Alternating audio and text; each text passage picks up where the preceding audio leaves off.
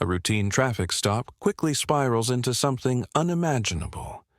A police officer accuses a black man of stealing his own car. The flashing blue lights illuminate the man's calm but bewildered face as he hands over his license and registration. "You're telling me this is your car?" the officer asks, his voice dripping with doubt. "Prove it." The man responds calmly, "I already did. But if you need more proof, I have something to show you." His confidence baffles the officer, who seems unwilling to back down. What starts as an unjust accusation soon escalates into a shocking revelation. When the man reveals the truth about who he is, the officer and the gathered crowd are left speechless.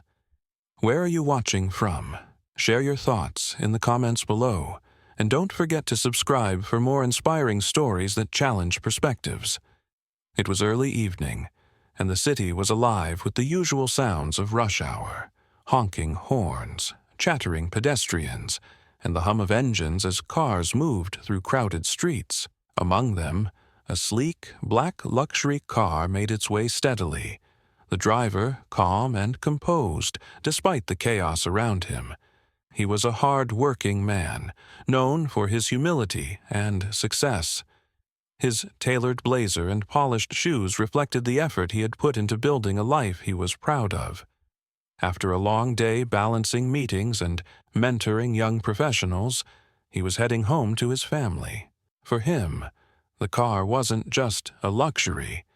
It was a symbol of the years of dedication that had led to his achievements. Despite his confidence and pride in what he'd accomplished, he was no stranger to judgment. He'd faced countless moments where people assumed the worst simply because of how he looked. But no matter how often it happened, he refused to let it define him. In another part of the city, a police officer sat in his patrol car, scanning the passing vehicles. His gaze landed on the black luxury car. Something about it seemed out of place to him, though he couldn't put his finger on it. He believed he was just doing his job, keeping the streets safe. But beneath his uniform and authority, there was an unspoken bias, a tendency to assume guilt before understanding the full picture. As the car drove by, he pulled out behind it, watching closely. The man driving the car remained focused, unaware of the officer's growing suspicion. His mind was on the message from his wife about picking up dinner on the way home, but the sound of a siren broke his train of thought. Seeing the flashing lights in his rearview mirror, he signaled and pulled over to the side of the road. The officer approached the car, his demeanor authoritative. Without greeting the driver, he demanded the man's license and registration. The man handed over the documents calmly, maintaining his composure. "Here you go, officer," he said, his tone polite. The officer's eyes scanned the papers, his expression skeptical. "This car doesn't seem like it should belong to you," he said abruptly, looking up at the man. The man frowned slightly, but kept his tone steady. "It's my car," he said simply. "You have the registration right there." The officer's suspicion only deepened. He stepped back toward his patrol car with the documents, muttering under his breath about needing to verify everything. Meanwhile, passers-by began to notice the interaction. Some slowed their steps, curiosity flickering across their faces, while others whispered quietly to one another. The man remained seated in his car, his hands resting on the wheel. Though outwardly calm, he felt the familiar frustration bubbling beneath the surface. He had done nothing wrong, yet here he was, under scrutiny for driving his own car. As the minutes dragged on, the officer returned, his expression still clouded with doubt. "Step out of the car," he ordered. The man hesitated for a brief moment but complied, unbuckling his seatbelt and stepping out. He stood tall, his calm demeanor intact. "Is there a specific reason you're asking me to step out?" he asked. The officer didn't answer directly. Instead, he began inspecting the car, his eyes scanning every detail. "You sure this isn't stolen?" he asked. "I'm positive," the man replied, his voice firm but measured. "I've owned this car for years. Everything you need to confirm that is in the documents I provided." The officer's behavior drew more attention from bystanders. A few people started recording the interaction on their phones, murmuring among themselves about what they were witnessing. "He doesn't look like he's done anything wrong," one woman whispered. "This is ridiculous," another added. "He's handling it so calmly, too." The man, aware of the growing crowd, kept his focus on the officer. "Officer, I've given you everything you asked for. What more do you need?" The officer didn't respond immediately, his gaze fixed on the car. Finally, he straightened and said, "You'll need to provide more proof if you want me to believe this is yours." The man took a deep breath, glancing briefly at the bystanders before returning his attention to the officer. "Fine," he said. "When you're done, I have something to show you. Let's see what you do next." The man stood by his car, his shoulders squared and his face calm, as the officer continued to circle the vehicle, inspecting every detail as though searching for a flaw. Nearby, a small crowd had begun to gather, their curiosity piqued by the unfolding scene. Phones were out, and some bystanders had started filming. The murmurs of disbelief were growing louder. The officer stopped in front of the man and held up the documents he had been given. "This doesn't add up," he said, his tone sharp and accusing. "This car doesn't look like something you'd own." The man's expression didn't waver. "What exactly doesn't add up, officer?" he asked calmly. "This car's too expensive," the officer said bluntly. "How did you get it?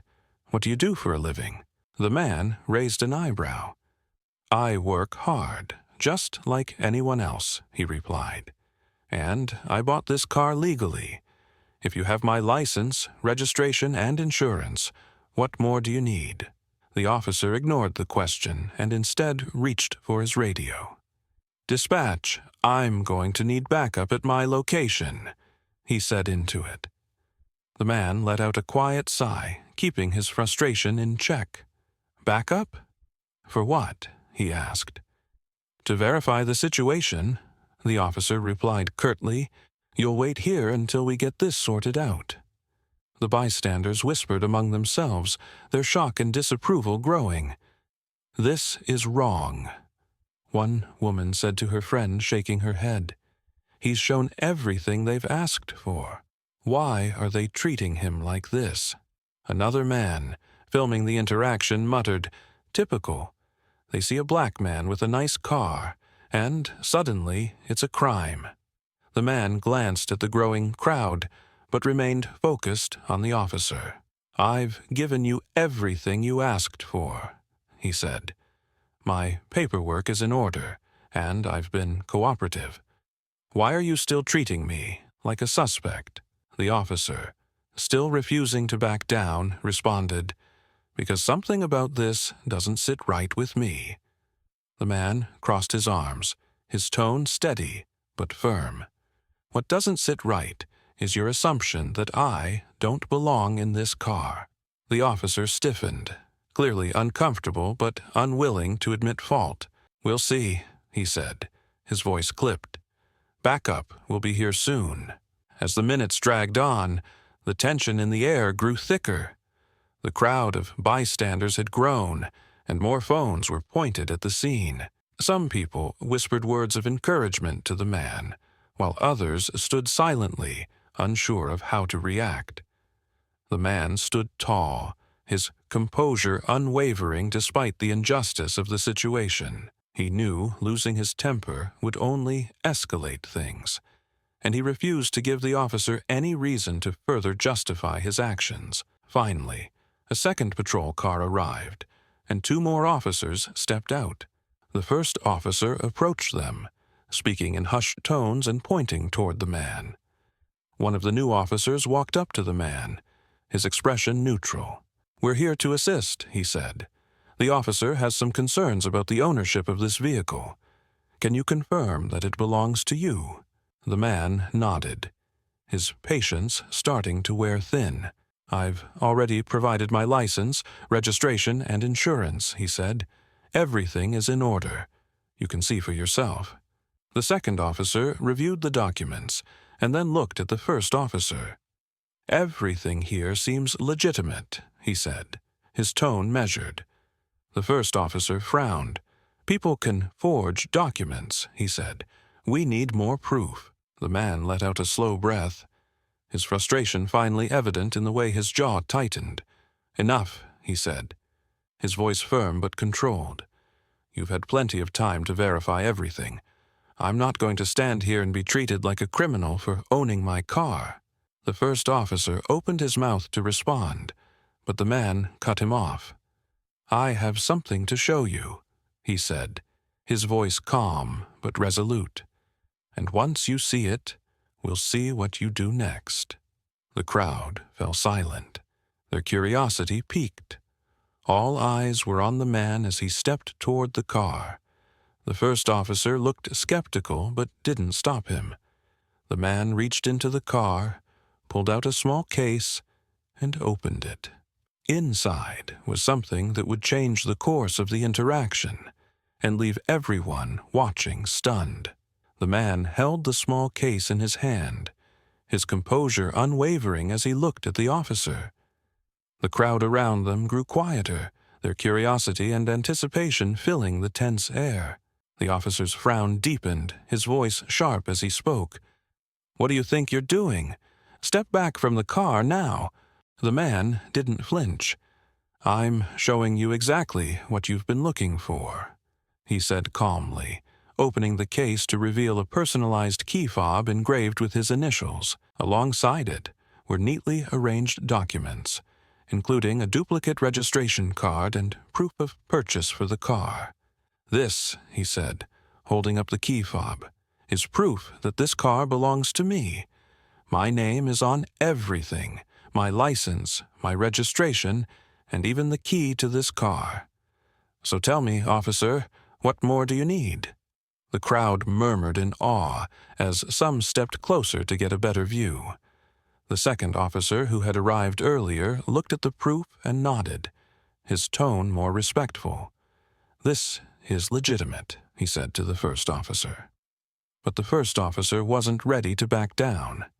His jaw tightened as he spoke, his voice laced with frustration. "Documents can still be faked," he said, doubling down. "I need to be absolutely sure." The man's calm demeanor shifted slightly, a hint of steel entering his voice. "You've had everything you need from the start," he said, standing taller. "This isn't about the documents. This is about the fact that when you saw me behind the wheel of this car, you didn't see a driver. You saw your assumptions. And that's the problem." The officer took a step back, visibly taken aback by the man's words. His defensiveness grew, and he tried to justify his actions. "I'm just doing my job," he said, his tone sharper. "It's my duty to investigate when something doesn't seem right." "What didn't seem right?" the man countered. "The car? Or the fact that I'm driving it?" The crowd began to stir, their whispers growing louder. A woman in the front called out, "He's right." This was never about the car. Another man stepped forward, his phone still recording. "How much more proof do you need?" he asked, his tone accusatory. The officer looked around, his confidence visibly shaken by the crowd's support for the man. His earlier arrogance began to falter, replaced by a flicker of doubt. The man continued, his voice steady but firm. "I've given you every document, every piece of proof you could ask for. But no matter what I show you, it won't be enough, will it? Because this isn't about facts, it's about the assumptions you made the moment you saw me." The officer's defensiveness crumbled further as the weight of the man's words sank in. He opened his mouth to respond, but couldn't find the right words. For the first time, the reality of his actions seemed to hit him. The second officer, who had remained silent for most of the interaction, spoke up. "It's clear there's no issue here," he said, his tone apologetic as he turned to the man. "I'm sorry for the inconvenience. You shouldn't have had to go through this." The first officer hesitated, his pride battling against the growing realization that he was in the wrong. Finally, he muttered, "I apologize if I overreacted." The man didn't let the officer off the hook easily. "It's not just about overreacting," he said. "It's about what could have happened. Your assumptions could have led to something far worse. And not just for me, but for my family, for this community, and for everyone who's been in my position." The crowd was completely silent now, hanging on the man's every word. His calm strength inspired not just those watching, but also a few bystanders who decided to step forward. One woman, holding her young daughter's hand, spoke up. "Thank you for staying calm through all this," she said, her voice trembling slightly. "You've shown more dignity than most of us could." Another man added, "You've handled this better than anyone could expect." It's inspiring to see someone stand up for themselves without losing their composure. The man nodded in gratitude, his confidence unwavering. "I've learned that anger doesn't solve anything," he said, "but standing firm in the truth always does." Finally, he turned to the crowd, his voice carrying a sense of purpose. "For those of you who don't know me, let me introduce myself properly," he said. "I'm not just the owner of this car. I'm an entrepreneur who has spent years building businesses that give back to this community. I've funded youth programs, supported families in need, and worked to create opportunities for people who've been overlooked."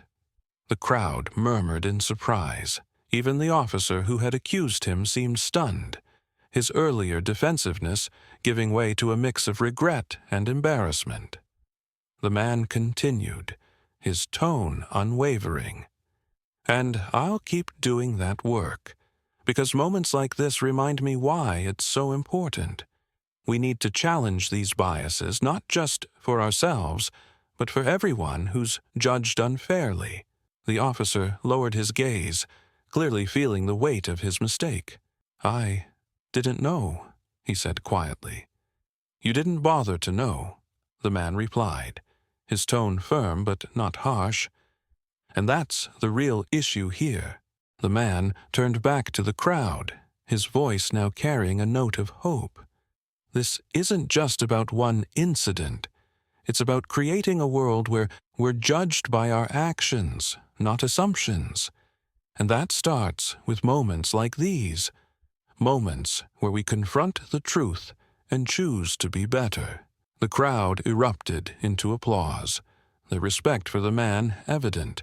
The second officer stepped forward again, this time with a more formal apology. "On behalf of the department, we're sorry for how this was handled.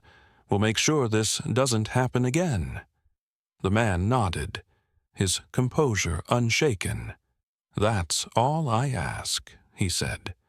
"Not just for me, but for everyone." As the crowd began to disperse, the man climbed back into his car, the tension of the situation giving way to a quiet sense of triumph. The officer who had accused him remained by the patrol car, clearly reflecting on everything that had transpired. The man drove off, his head held high, knowing that he had not only defended himself, but also inspired a community to confront their biases and demand better.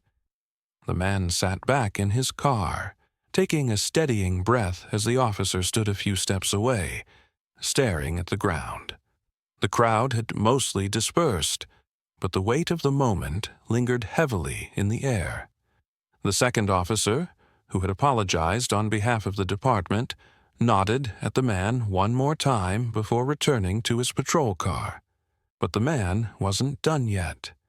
He stepped out of his car once more, closing the door with quiet precision. His gaze landed on the officer who had caused the ordeal.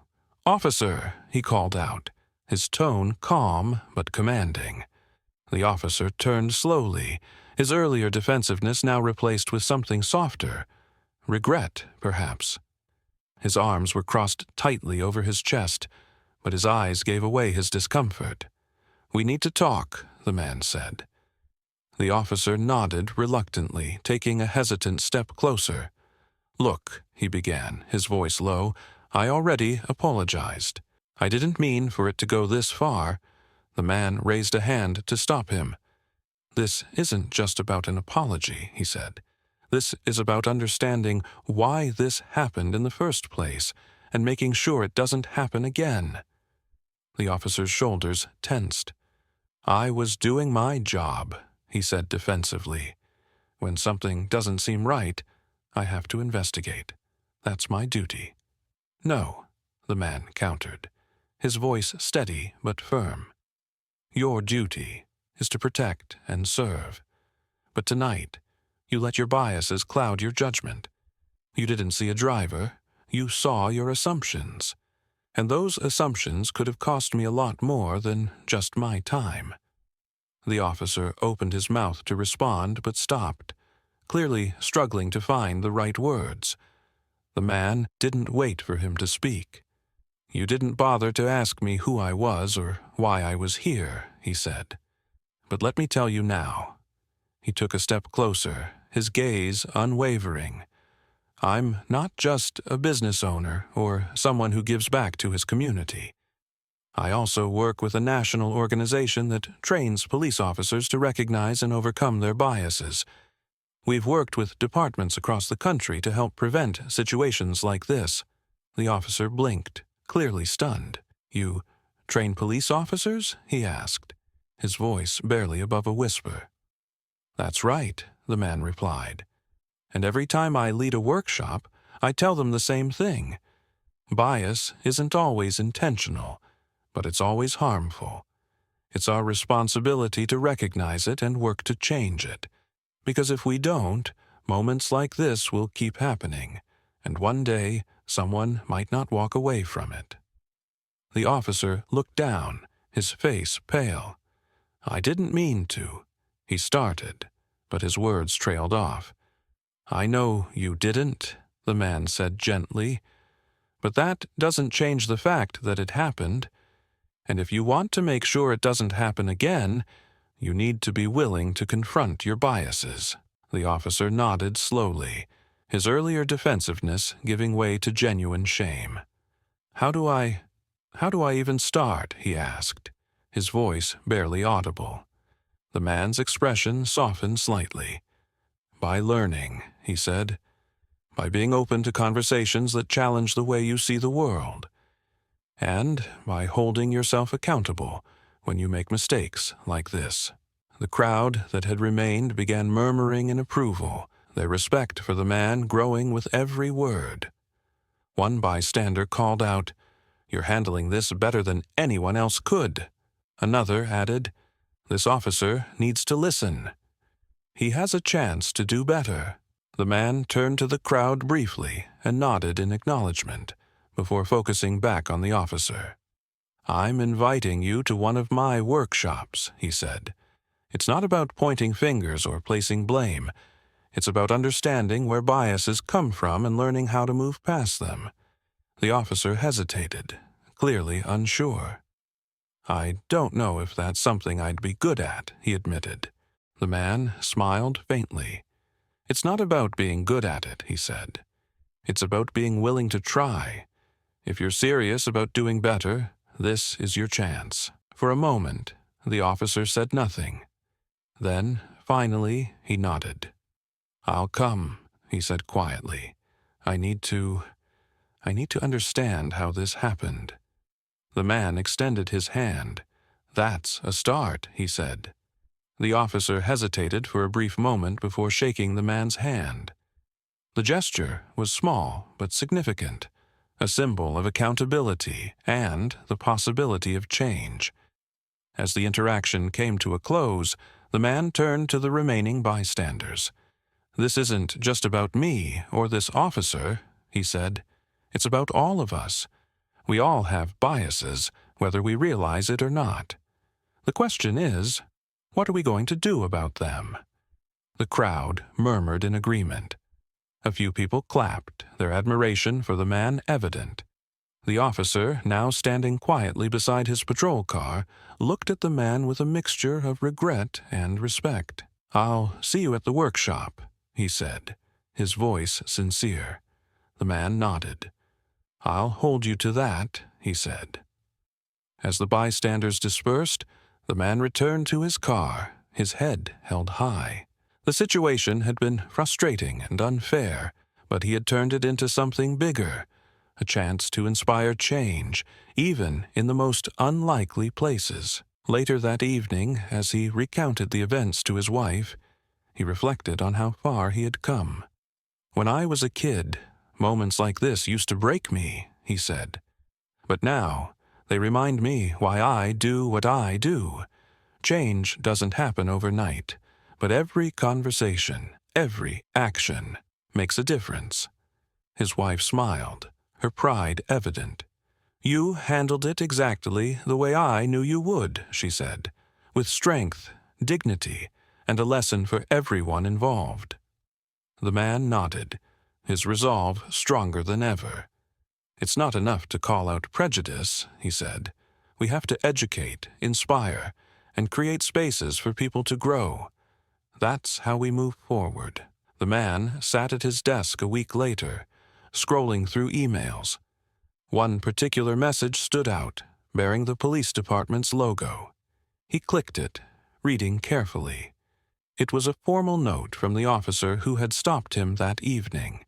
The message expressed regret and gratitude, thanking the man for his invitation to the workshop. The officer had attended and described the experience as eye-opening. "I never realized how much my assumptions influenced my actions," the officer had written. "Your workshop helped me see how I can be part of the solution instead of the problem. I'll never forget that moment, and I'm committed to doing better." The man leaned back in his chair, a small smile spreading across his face. Change was slow, but moments like this reminded him why he did the work he did. The ripple effects of the incident had spread far beyond that single interaction. The department had announced new initiatives to tackle bias among officers, including mandatory training programs inspired by the man's workshop. These programs aimed to help officers confront and dismantle their unconscious biases, making the community safer and fairer for everyone.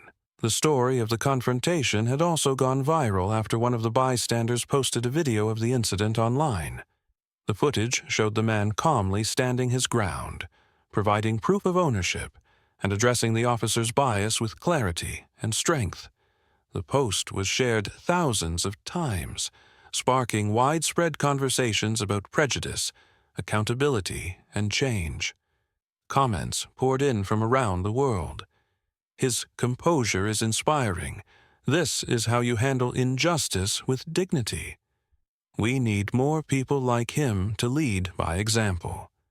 This man turned a negative situation into something positive for everyone involved. Back in the neighborhood, the man's reputation as a leader and advocate for change grew stronger.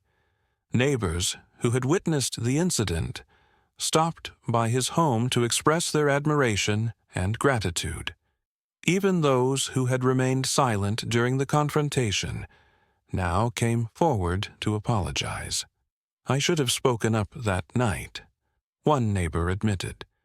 "Watching how you handled everything made me realize I can't stay silent when I see something wrong." The man accepted each apology graciously, using the conversations as opportunities to encourage further reflection and action. The teenage boy next door, who had watched the viral video with his parents, approached the man one afternoon. "Can I ask you something?" the boy said hesitantly. "Of course," the man replied, smiling warmly. "How did you stay so calm that night?" the boy asked. "I don't think I could have done the same." The man paused, considering his words carefully. "It wasn't always easy for me," he said. "When I was younger, moments like that would have made me angry. But over time, I realized that Anger doesn't change people's minds. It only reinforces their assumptions. The best way to fight prejudice is to stand tall, stay calm, and let the truth speak louder than their biases. The boy nodded, his eyes wide with admiration. "I want to be like that," he said quietly. "You already can," the man said. "It starts with understanding your own worth and not letting anyone make you question it." Meanwhile, the officer who had written the email was undergoing his own transformation. Inspired by the workshop and the man's words, he began mentoring younger officers, sharing what he had learned and encouraging them to approach their work with empathy and understanding. One day, he approached the man during a community event and extended his hand. "I wanted to thank you in person," he said. "You didn't have to invite me to that workshop, but you did. It changed the way I see things and the way I do my job." The man shook his hand firmly. "Change is never easy, but it's always worth it," he said. "Thank you for being willing to take that step." The incident had not only sparked change within the police department, but also inspired broader conversations in the community. Schools, businesses, and local organizations began inviting the man to speak about his experiences and lead workshops on inclusivity and bias. His calm, powerful handling of the situation had become a symbol of what was possible when dignity and truth were used to combat injustice. Even beyond the local community, other police departments and organizations reached out, seeking guidance on implementing similar programs. What had started as a single moment of confrontation had grown into a movement for change. One evening, the man sat on his porch with a close friend, watching the sunset. The air was calm, and the glow of the fading sunlight bathed the neighborhood in warm hues. His friend leaned back in the chair and smiled. "You turned a nightmare into something incredible," he said. "How do you stay so hopeful?" The man took a deep breath, his gaze fixed on the horizon. "Because I've seen what happens when you let anger and hate take over," he said. "It doesn't solve anything. Change doesn't happen by fighting hate with hate. It happens when you stand tall and let the truth speak louder than assumptions." His friend nodded thoughtfully. "You've done more than just stand tall. You've inspired people to do the same. That's no small thing." The man smiled, a quiet sense of pride filling him. "If even one person learns to see the world differently because of what happened, then it was worth it," he said. "And I'll keep working until that number grows." As the stars began to appear in the night sky, the man reflected on how far he had come, not just in his career or his community work, but in his journey to turn moments of injustice into opportunities for growth and understanding. The work was far from over, but he was ready to continue it, one step at a time. Because sometimes standing tall wasn't just about defending yourself. It was about paving the way for others to do the same. The man leaned back on his porch chair, watching the stars twinkle against the night sky. His friend's words echoed in his mind. "You've inspired people to do the same." A small smile crossed his face as he thought about how one moment of calm strength had sparked a wave of reflection and change. The work wasn't over, but the first step had been taken. Moments like these remind us of a powerful truth. It's time to challenge our biases and replace assumptions with understanding. Have you ever faced or witnessed unfair treatment? How did you respond? Share your story in the comments below. We want to hear from you. Your experiences could inspire someone else to see the world differently. If this story moved you, don't forget to like, share, and subscribe for more impactful stories that challenge perspectives and inspire change. Your support helps us continue sharing these important lessons with the world. Thank you for watching. Your voice can inspire the world. See you in the next powerful story.